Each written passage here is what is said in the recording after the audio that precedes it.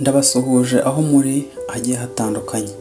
Meditation umuti uvura ibibazo bitandukanye, kwiheba, kurwanya umubyibuho ukabije, kurwanya agahinda gakabije, niwo tugiye kuganiraho muri kano kanya.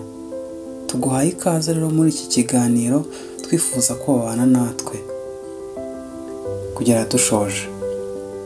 Meditation ubusanzwe ni uburyo bukorwa hagamijwe ibintu byinshi binyuranye. Bikorwa ahanini mu gufasha umubiri ubwawo kwivura hadakoreshejwe imiti. Bamwe babikora mu gusenga, kuruhura ubwonko, ndetse hari n'ababikora nk'umuco cyangwa akamenyero. Wakwibaza utese meditation ikorwa ite? Mu kuyikora kenshi bisaba kuba utinyeganyeza kandi uri kureba mu cyerekezo kimwe. Ushobora kubikora wicaye, uhagaze cyangwa uryamye gusa. Uburyo bumenyerewe na benshi ni ukubikora wicaye. Uretse uburyo umubiri wawe ugomba kuba umeze, amaso yawe aba agomba kugira ikintu aba atumbiriye.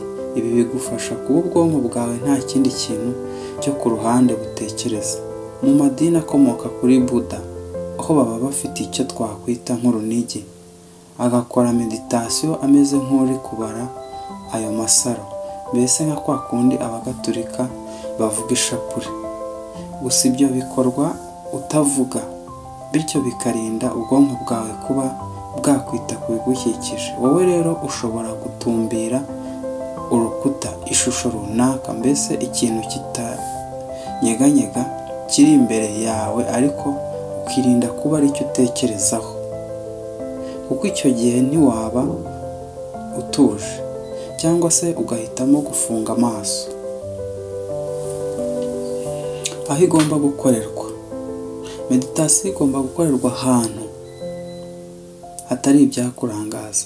Niba uhisemo kuyikorera mu nzu, ni byiza ko wajya nko mu cyumba ugakinga inzugi, amadirishya, ku buryo utaba witaye ku bibera hanze. Ugomba kandi kutavuza radiyo cyangwa ngo ufungure televiziyo. Yewe na telefone usabwa kuyizimya ku buryo uba uri wenyine. Ibi ugomba kumara nibura hagati y'iminota 15 na 20.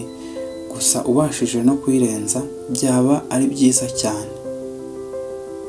Iyo hagize ikintu kikurogoya cyangwa se utekerezaho muri iyo minota ntuyibara, ahubwo uyongeraho kugira ngo wuzuze iyo wiyemeje. Kuko meditation isaba ko ubwonko buba bumeze nk'ubudakora, abenshi mu gutangira birabagora. Niyo mpamvu biba byiza ku mutangizi kuyikorera ahitaruye ingo, wiyumvira akayaga n'uturirimbo tw'inyoni. Ibi bigufasha kumva nta kikurogoye. Meditation ikorwa nta kindi bisabye umubiri. Niyo mpamvu ntawe utayemerewe, nta gikomere itera, ntisaba kutarya. Icyo usabwa ni ugutuza gusa mu gihe runaka wiyemeje.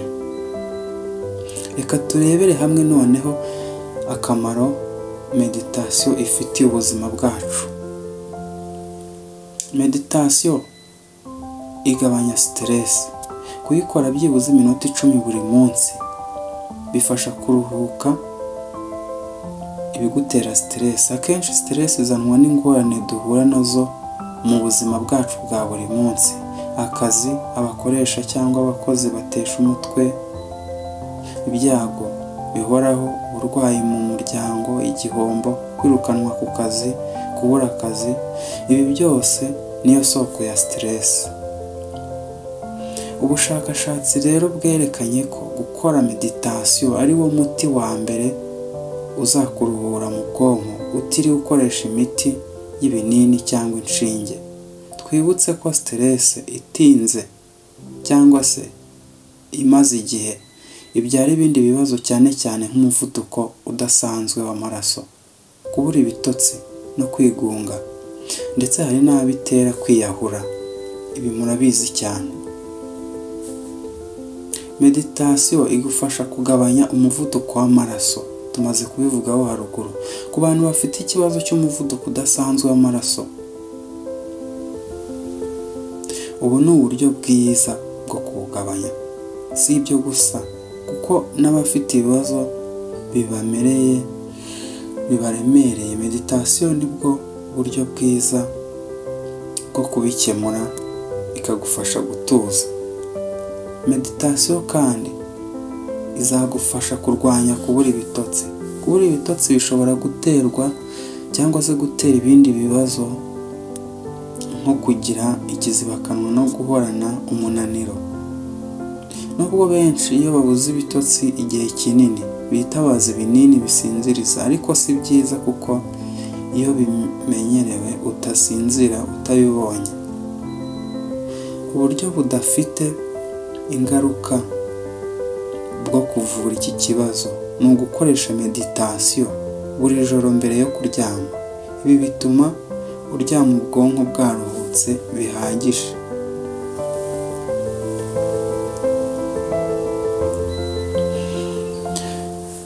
Meditasiyo kandi izagufasha ku birebana n'ibibazo byoroshye byo mu buhumekero. Akenshi ibi biterwa n'uko umubiri winjiyemo twa virusi cyangwa wagize ubwivumbure ku kintu runaka. Kuba ufite ubuzima bwiza kandi ukagira abasirikare bafite ingufu nibwo buryo bwiza bwo guhangana n'ibi bibazo. Meditasiyo rero ni bumwe mu buryo buzagufasha kongera ingufu abasirikare b'umubiri. Ukayifatanya no gufungura amafunguro akungahaye kuri vitamini C. Meditasiyo izagufasha guhangana n'ibibazo byo mu mara. Ubu burwayi buzwi nka IBS, Irritable Bowel Syndrome, ubu butuma imitsi n'imikaya y'amara manini bikora mu buryo budasanzwe, bikaba byatera diyare, kwituma impatwe, kubyimba no kuzana ibyuka mu nda. Kuyikora rero by'umwihariko ku bagore, meditasiyo nyine bigabanya ibi bibazo byose tuvuze haruguru. Meditasiyo kandi igufasha kuvura guhangayika. Ubushakashatsi bugaragaza ko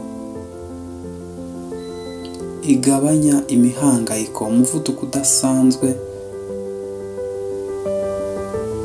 uwukomokaho, bigatera ubuzima buzira umuze. Kwihanganira uburibwe, nubwo itavura, meditasiyo nyine itavura uburibwe, ariko kuyikora kenshi bifasha umubiri wawe guhangana n'uburibwe ku buryo uba utabwakira kimwe n'umuntu utayikora. Iyo meditasiyo nyine uyikora neza kandi kenshi.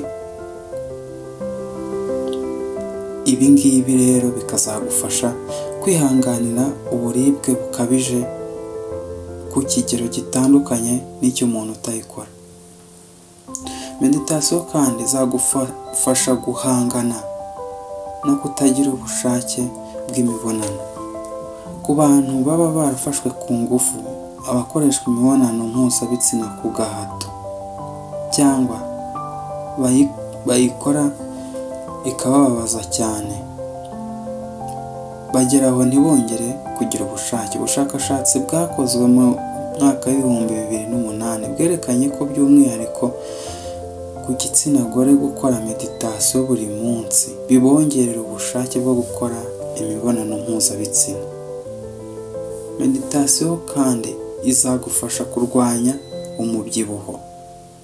Ku bantu bamwe iyo bagize ikibazo cyangwa bigunze bararyagagura, bityo bikabazanira ibibazo by'umubyibuho udasanzwe. Akenshi biterwa no kutabasha guhangana n'imihangayiko, kudatuza, kubihirwa n'ubuzima no kurakara. Meditasiyo rero igufasha guhangana n'ibi bibazo byose tuvuze haruguru, ndetse no gufungura ibiri ku rugero, byose bigafatanyiriza hamwe mu kugabanya umubyibuho. Kongera ubwenge.